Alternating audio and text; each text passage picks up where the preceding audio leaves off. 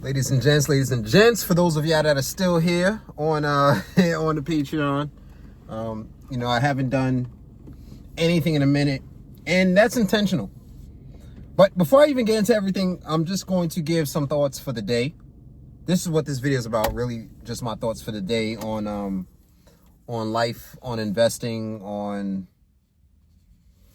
life and everything itself and stuff like that. But before I get started, I gotta get us amped up and ready for the message. All right. Hey. We about to get it started. Give me a second. Yeah. I got a bad bitch. Woof.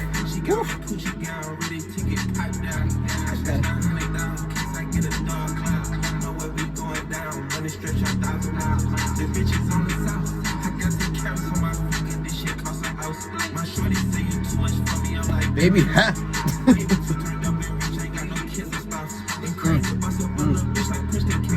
Met you with this. Ha. I can't. Niggas telling fibs. All right. My thoughts for the day. My thoughts are our goal individually, as a whole, community, as a nation of people, it doesn't matter. Our goal, especially being here in America, our goal is to outthink the system. And not just outthink, outlive, outwork, outperform, outplay, like just thinking about how to get ahead of the game that's being played around us, right? For example, I'm here in New York City in the Bronx. I see a lot of gentrification. I see a lot of new faces, people I've never seen before. Not just neighbors selling. New developments, new buildings, people going, new people coming in. Everything's changing. My neighborhood is the same as probably your neighborhood, where things are changing. People, new things are happening. We have to understand that before these things were happening, certain people knew of these things and had plans in position years prior, decades prior, or had some knowledge of these things prior. A lot of people may have known where to invest, or that certain investments were going to be extremely profitable before the time period came. A lot of us didn't know, but a lot of people did know.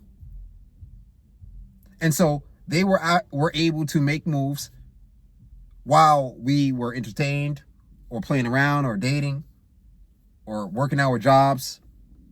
They were able to position themselves and strategically do things on a board. And the board of life is this world, right? This is the board of life. And so they've been strategically positioning and repositioning themselves and buying up property and tearing down property to build up newer buildings.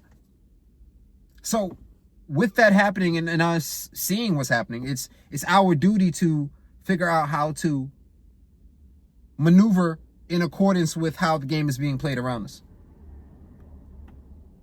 And a lot of that just comes down to strategic thinking. So basically, I'm 25 pages away from finishing this book, Psychology of Money by Morgan Housel, as well as the book that I just finished as well, maybe a week or two ago, Richer, Better, Faster, something like that.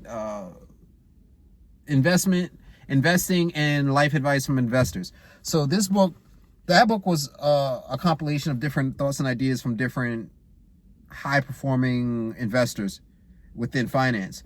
This book is particularly about one individual's point of view regarding investment. But both books provided great value in terms of the psychology behind money. You see, they're both investing in money books, but they did not speak on you should average into the index over 30 years, or you should buy Bitcoin because it's the fastest or most highest performer investment asset over the last 10 years. Like, they're not telling you where to put your money. they're mainly speaking on looking at your psychology behind the money. For example, in one aspect of this book, The Psychology of Money, he spoke about how when you're clear about your finances, like clear on understanding, like more consumerism, is it going to make you happier? A bigger car, a bigger house, a nicer car, whatever. Those things probably won't make you happy. They have a very short life in terms of your mental or enjoyment. It's not long lasting. Whereas he spoke on a situation where a guy, he determined very early on and at an early age that he didn't need a lot. And he still went on to make millions and billions, but he determined at 21 that he didn't need a lot. And so he went to work for a job. He told a short story about how he went to work for a job and his goal was to save up $21,000. And he knew that based upon saving $21,000, and of course this was 20, 30 years ago, but saving $21,000 would allow him to only need to work part-time, and then he could pursue music. He didn't go anywhere with music, but he got into finance, and the mindset of only needing a little bit of amount of money while he made millions held him significantly over the years because he didn't need a lot. So he just understood his own psychology. I had a conversation with my mother a couple of days ago about understanding my psychology and how I was programmed or had trauma, because I remember a point in time of my life where my aunt, she said to me, we're poor, you know, at a young age. And it was a serious conversation, you know, just looking at me saying, we're poor. And I remember saying to myself, I don't want to be poor. And that's one of the reasons I have a mindset regarding money or finance or investing and stuff like that, because of certain things that I was taught and told at a younger age regarding money. And why I'm always, you know, money, hustle, whatever the case may be. And now I'm even learning, as certain things are happening for me, I'm learning that I have to take a step back. I have to reset. I have to go away. I have to get into a new environment before coming back out to the hustle. I can't just keep going. You know, and that's all understanding the psychology of money and investing and entrepreneurship and just the cycles of life. You know, there is a psychological impact behind everything that we do. And so as I'm reading this and I'm thinking about just understanding these, and we're going to talk about it on Patreon and stuff like that. I'm going to go through it, but just understanding that our goal is to really think, because to understand the psychology of money, there's two very important subjects. And of course, I'm going to do a whole nother video on it that really impact all of us. It's health and money. Health and money are two subjects that are going to impact every single person on this planet. However, how many of us really give an understanding to our thought process behind money, our beliefs behind money?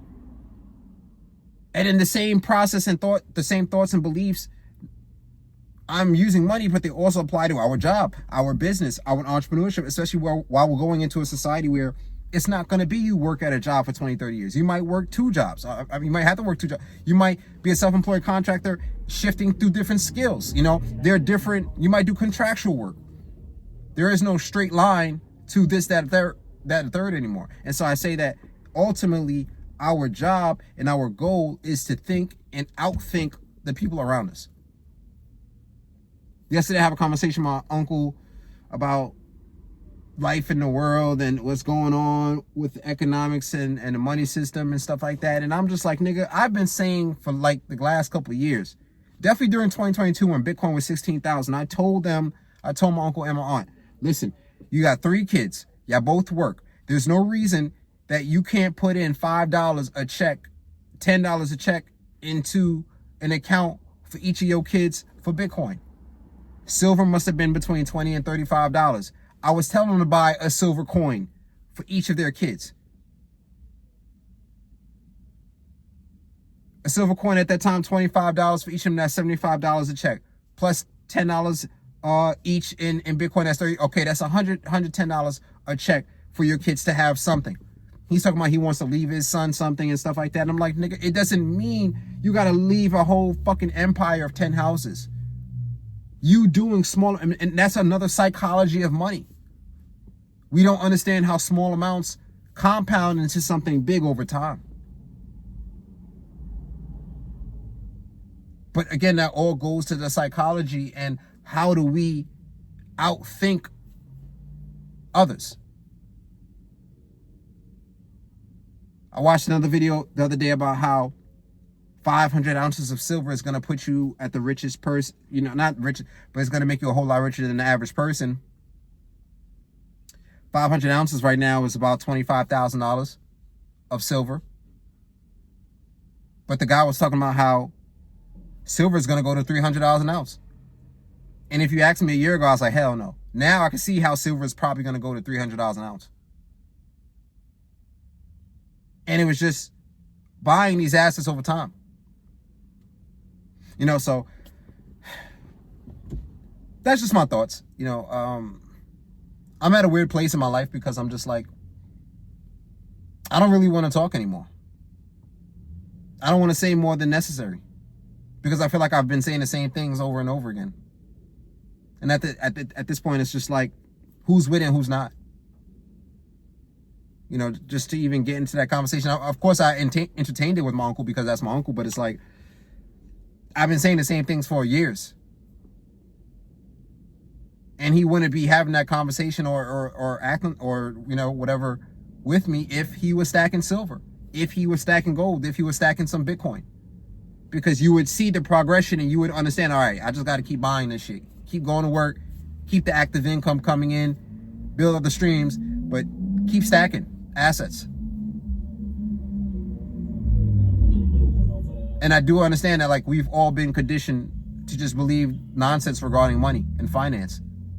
But that's why you got to be reading and not just YouTube videos. Please do not make YouTube videos outgrow your desires or habits for reading. Even myself, I realize reading has, watching YouTube videos has nothing on reading for a good half an hour to an hour. Warren Buffett, I read all these books. They always say he's reading for 3-4 hours every day. And this is how we begin to outthink everybody. Everybody who's quick to, gotta move, gotta do this, gotta do that. Or they're doing nothing. Or they're being entertained. This is how we outthink others. Taking time to read it and taking time to sit back and just study. Or write notes. Or contemplate life or our next moves. When everybody's always on the phone. And then as the technology, because there's going to be the gadgets, the goggles are coming. The virtual metaverse is coming. And so to understand these things, that as everyone becomes so busy and focused on the instant, the screens, if we can pull away, and I know it's difficult, but there's a reason why when you talk to successful people, they always talk about the basics, getting back to the basics. Reading is part of the basics. Going to the gym is part of the basics. And I've strayed away from a lot of the basics, especially this year. And I definitely believe that's because of a lot of the I want to say people, the environment. It's really understanding that I got to strengthen my environment. I can't just try to do everything on my own. I have to surround myself with other, if I'm in real estate, I got to be around other top real estate agents. To some way, shape, or capacity, I got to, But that's also a part of how do you outthink everybody else? When everybody else is looking for a job, and you're like, all right, I'm going to get a job. Well, I'm going to work my job, but I'm thinking about a business. I'm thinking about a side hustle. I'm thinking about how can I be a part of something that is going to be for the future. Because as much as we know that AI is going to take jobs, AI is going to create jobs also in other fields, other skills. It's going to provide other avenues to create. But if you don't have a psychology or a mental capacity to outthink others, or just outthink the fucking algorithm, you're stuck on what the algorithm is showing you on your YouTube, Instagram, or whatever the case may be, not knowing that, listen, if you just created another profile, a dummy profile, and started searching different things, you would see a whole different world of different things on that platform. Outthinking and shit. And I'm not saying you're going to be able to perfectly outthink the algorithm. The algorithm is an algorithm for a reason. It's supposed to be smart as fuck. but you could definitely outthink the other human beings that the algorithm is trying to manipulate to get their money and their time and energy. You know, and honestly, the race is really being, I hate to say, it's not comparing, but you know, like if that story of if you're in the woods, there's 10 of you guys and there's a bear chasing you guys, you don't have to be the fastest, you just got to be faster than the last person. It's like you don't have to be the smartest, you just got to be the smarter than the dumbest person.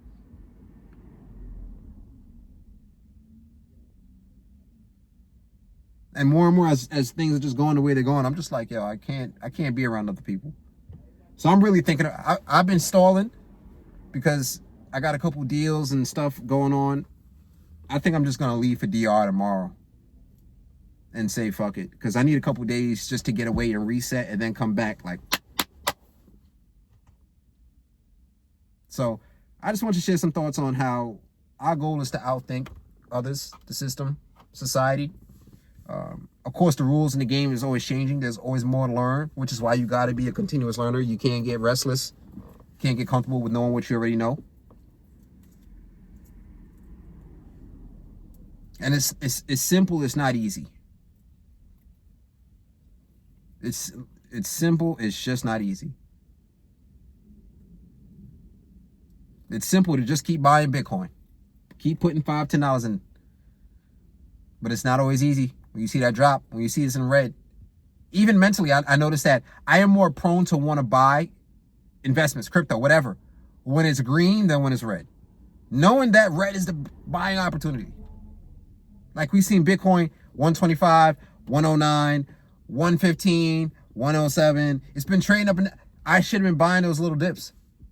I've been wanting to buy the green more than buying the red. That's the psychology of money and investing that I had to pay attention to. And because I noticed that I haven't bought anything, because I'm just like, let me just not buy anything right now. But that's understanding that psychology behind what I'm doing, how I'm thinking, how I'm looking at the markets. Sometimes it's best to just do nothing. Let's ride out. All facts, nigga. You know what I'm saying? No rap cap.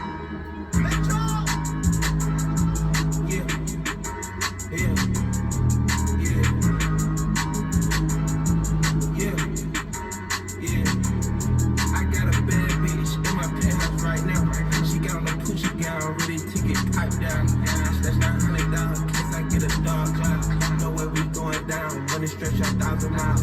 The bitches on the south, I got some carrots on my finger. This shit costs a house. My shorty say you too much for me. I remember, baby, huh? Way too turned up and rich, I got no kids and spouse.